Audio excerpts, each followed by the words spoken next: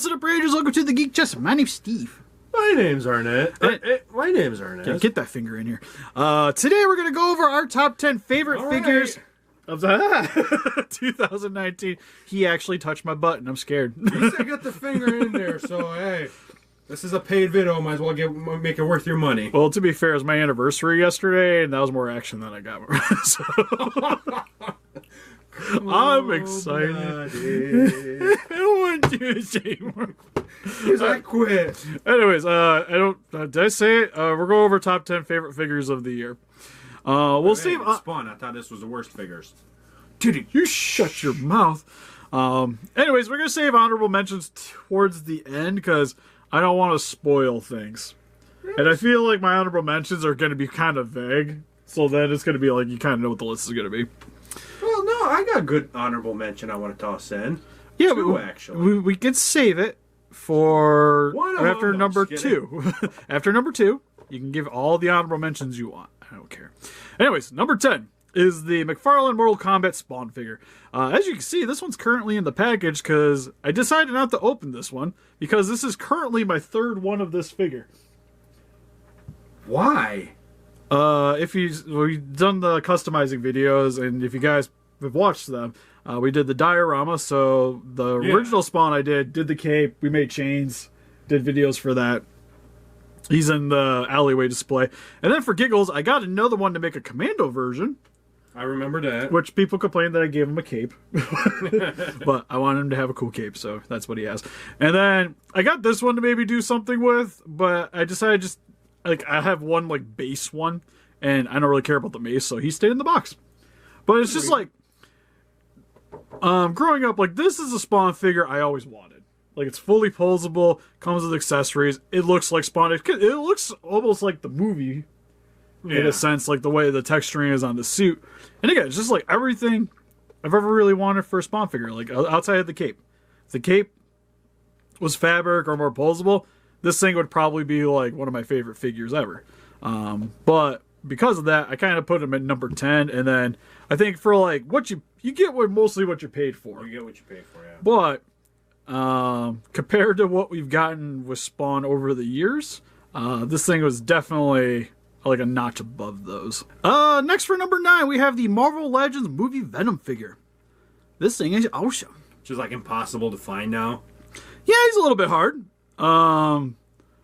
Initially, I probably could have 4 of these if I really wanted to. I also want to pre-order. I canceled it when I got one in hand, and then Arnes was like, I wanted one, and I'm like, well, poo, because the one I canceled sold. So anyways, but I just really like the figure. It's kind of the same thing with Spawn, where it's fully posable, which is really nice. That, and it looks like him from the film, which is also a bonus. I was gonna say it's a good representation of the movie Venom.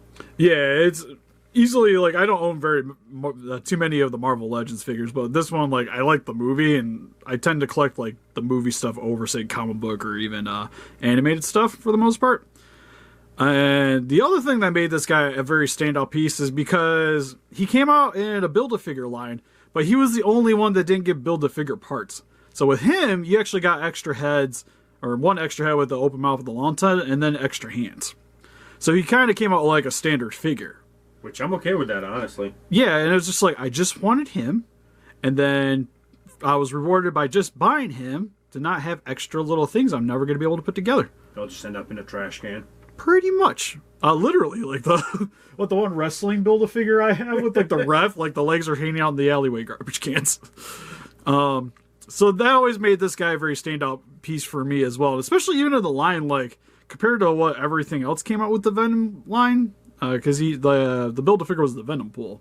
But the other characters are just the Miles is next to nothing in size compared to this thing.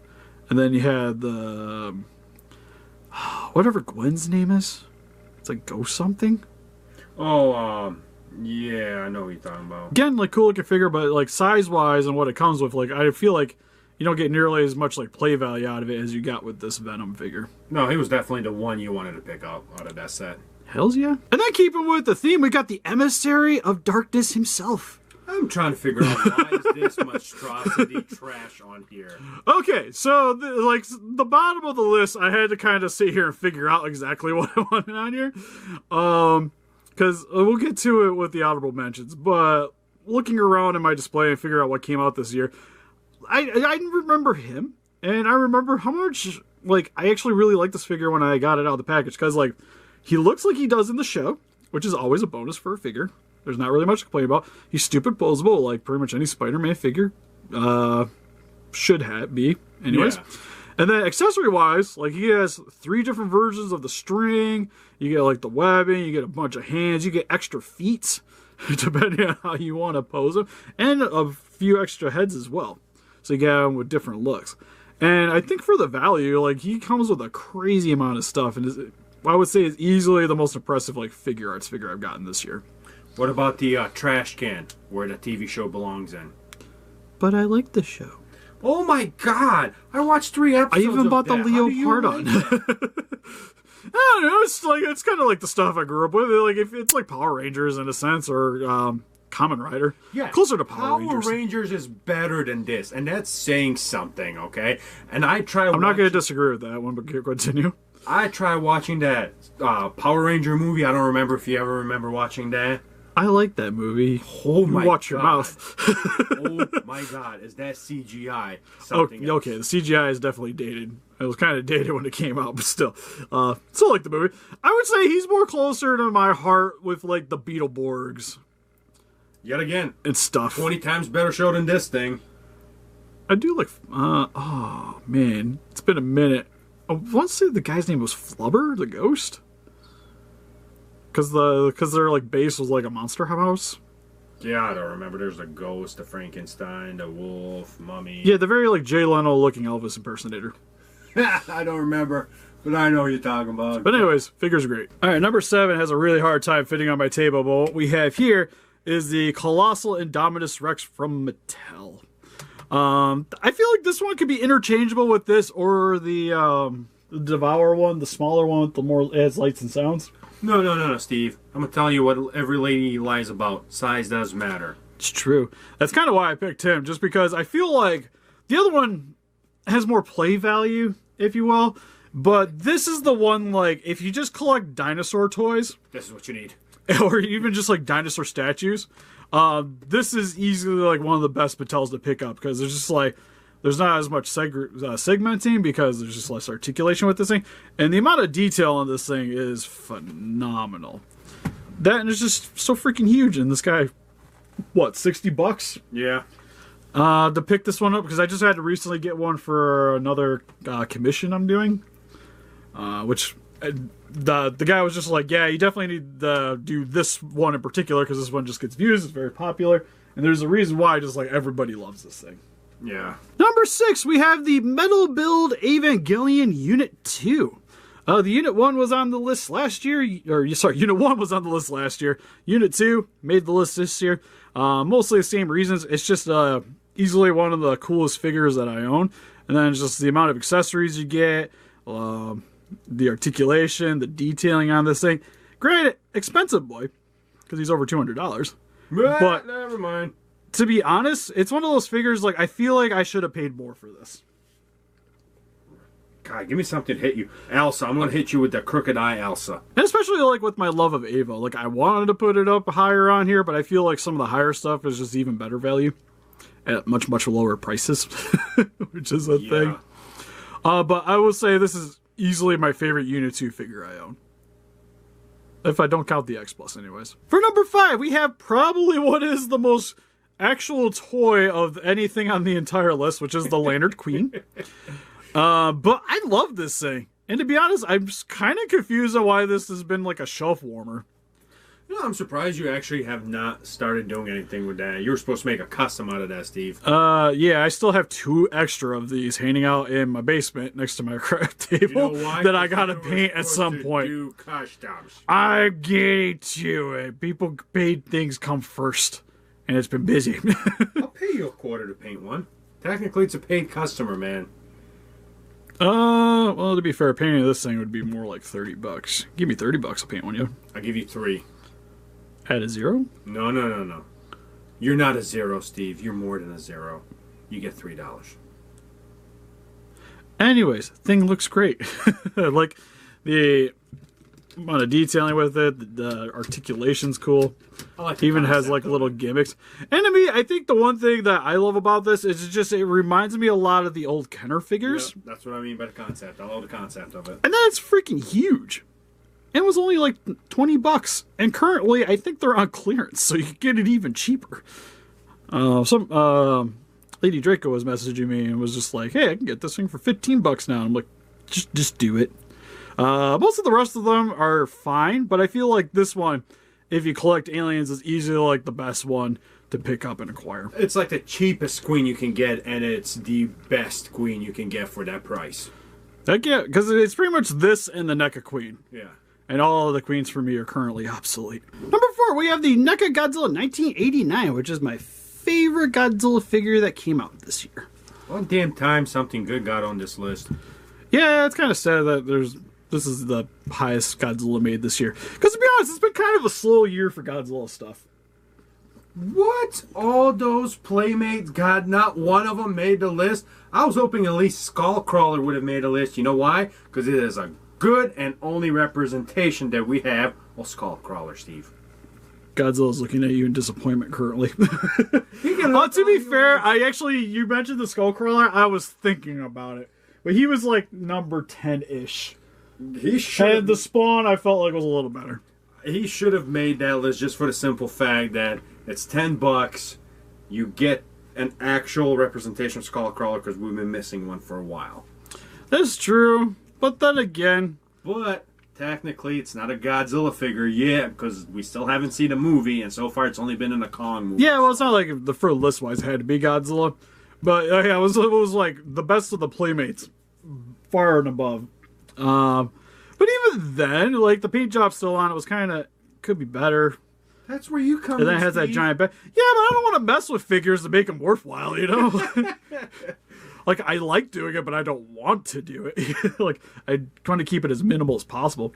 But anyways, easily... probably, I'd say second best Neca Godzilla we got next to the 24-inch 2014. Yeah. It's just like the detailing on this thing was phenomenal. Even the Ultra version with the Bio is also a really awesome figure. And personally, I kind of prefer that one just because it's more unique. Yeah, it's more unique, honestly. But I think in general, people are definitely going to be a lot more into this one. So that's why I decided to toss it at number 4. For number 3, we have the Babies. And easily my favorite NECA figures of the year. Whoa, sir, you're spoiling the future list, possibly. Man, we're at 3. It's already, like, we're good. But we have Toko and Rezar from the Secret of the Ooze movie figures. These were a NECA website exclusive, so you had to pre-order them through the web. So that kind of makes them super expensive now to get a hold of, which sucks. But for people that did get them, they're phenomenal. Like, explain. Pretty much come with everything you want from the movie. Like, you get outside of, I wish they came with an extra fire extinguisher. One nitpick I had from the pack. Did they get one or no? You got one. Oh. I think it should have 2, so you can have them. Like, if you're gonna do one, you kind of want to do both. But you get like the crushed donut here with the capsule inside of it, and fell down. Don't break it. Comes with the shield. You get the box of donuts. You get pipes. You get broken planks for when they were wreaking havoc. His eyebrows are articulated. Whoa. That just blew my mind when you did that, Steve. You have angry Toka, slightly excited, confused Toka. Blew my mind. I'm sad Rezar didn't have the same thing. I get it, but I think they could have added some eyebrows to him. God, that's actually pretty damn good. Whoa. Yeah, I wish the back wasn't as spiky as it is, which makes it sounds weird, right? But it's like trying to pick up this guy and pose him's kind of a touchy subject, if you will. A toughie. But in terms of figures, easily one of the favorites that we've gotten this entire year. And to be honest, probably just my favorite turtle figures we've gotten, period. Number 2, we have the Mcfarland Toys Raw 10 Cygor figure, who's got a little fluffy, honest tummy. Feels like it's been a Spawn year, huh? Definitely, like with the Kickstarter Spawn, which hasn't showed up yet, and I was hoping to maybe put it on the list, but it's not here yet. So I'm assuming I haven't seen it tracking. It won't be here till next year, so I'm not going to make this list take longer just for one figure. Yeah. He'll be on next year's list if he's really that good. But with the Raw 10 line, I was pleasantly surprised, at least with the larger figures. Oh, the shark wasn't bad. Yeah, the shark was sweet. We did a custom on the channel, but this was like the standout piece where I've seen it on the shelf, and like this thing, I feel like needs nothing really added to it. Like maybe it could stand a little better by itself, but like some blood here for the damage. The damage might have been cool, but like outside of that, like the cybernetics look really great. The detail, the amount of detail on this thing is comparable to some higher end figures. Yeah, because they actually put in great details for it. And we even said that in the review. Yeah, I feel like he definitely was the standout piece because he's the only one that's hardcore related to Spawn. He's kind of like the flagship figure. But like with the detailing with him, he's almost like a posable X Plus. And for $20... That's a pretty good way of looking at it, Steve. For a posable X Plus like quality detailed figure, I'll take it any day. And then he's going to go stand next to the Kickstarter spawns whenever they come in. Okay, so for our Audible Mentions, I wanted to bring up at number 2. I wanted to add something anime on this list, but like every single Figma minus one that came in this year have all been really good, but like I feel like you get what you paid for. Yeah. And then there was the pop-up parade of Uraka. I was thinking about putting that on here because I thought really solid figure for the price. But again, feel like you get what you pay for, and that was pretty much all the anime stuff this year. Same with even Power Rangers. I was thinking Pumpkin Wrapper because he comes with the extra heads for Rangers and stuff, which I thought was cool. But him himself could use some more paint. So again, I feel like it's like you get what you pay for, like all the Power Ranger stuff. Because for number 1... Wait. My honorable mention, Steve. You forgot what's her name. We got the Nanodroid. No, it wouldn't. Yeah, would it be the Nanodroid of it? Oh, the pervert one? Yeah. That was pretty solid. But again, like a lot of the Nendroids have been really good. Because we got like the Gridman stuff. Yeah. Those are all, like they come with parts. Because that is exactly everything that we won out of that figure comes with that figure. That's why it was a good figure. You know what I mean? But again, I feel like I got what I paid for. Because she was like $60. Ooh. And then the Overlord figure, that was good representation of Evil Eye. Oh, yeah. Again, it was like $150. Like, yeah. Again, you get what you paid for. Well, our number 1 here, which is the Estes Monster Arts Hand me the fat guy. Nargacuga. Wasn't going to have the Raffaellos, but I feel like personal preference, it's kind of interchangeable. But for me, what kind of sold it is just the amount of accessories that came with this one in comparison, because you get the extra head. Right now I have the Berserk head on. You get the standard. You got basic tail, spiky tail. If you got the first release, it actually came with a Monster Hunter, which I feel like the Raffaellos probably should do. It has extra wing parts. Like for, I think Ami, it was about, I want to say it cost me like about $80 to get it shipped to my house. Like I think a little bit more. Yeah, but it wasn't over 90. The shipping is the only issue because of the whole COVID thing and everything. And that was because I pre-ordered it there, so it's a little cheaper usually. But I think like on average this thing's about $80, 80, 90, which is still for like Monster Arts. The Godzillas are that expensive, and this thing is the same size as those Godzillas, plus came with a crap ton of extra stuff, and is still like fully posable. Like when I got this guy in, like it's the only figure I feel like this year that like 100% blew me away in terms of expectations, especially for cost. Because especially I've just been so accustomed to the Monster Arts figures being, again, I get what I paid for. Yeah. And being like really solid figures. Maybe could have came with some extra stuff, but beggars can't be choosers. But then you get this guy. And then you're like, why did I pay so much for the Godzilla figures when I could be getting more stuff like this? And it's a good monster / kaiju representation. You can't complain, you know? Yeah, you don't even have to be like super into Monster Hunter to get this. Like you can just get this to just like battle with your other Godzilla figures, you know? Exactly. And that's kind of why he was at number 1. Raffaello's is bigger, and to be fair, again, kind of blew me away for the price, how that thing was too. But I think this one was a little bit more his issue is for me. his joints were they could be very breakable if you're not careful. Yeah, especially the feet. Yeah. Feet were like the big concern. That like you a kind of bony need joint. this. You kind of need the stand to make full use of the figure. Well, this one stand's cool, but you can still have them like sitting around and kind of like prowling, if you will. But anyways, okay. Thought he broke for it. Well, let us know in the comments section below what your guys' favorite figure of the year was. Let's think about doing a top 10 list of things we just bought this year. Oh God! If you guys would be interested in seeing that one as well, let us know in the comment section below. We'll also be doing a top 5 worst list. That should be out shortly after this one. By shortly, I mean probably the next day. But anyways, help us defeat those guys by hitting that like button, subscribe, become a ranger today. We also got Instagram, Patreon, Pinterest, Facebook. Guys like to keep up to date with the channel and donate. We greatly appreciate it. And we'll see you guys in the next video. Bye-bye. Bye-bye. You know, Steven, a thumbnail, you got to make a clickbaity, like, shit.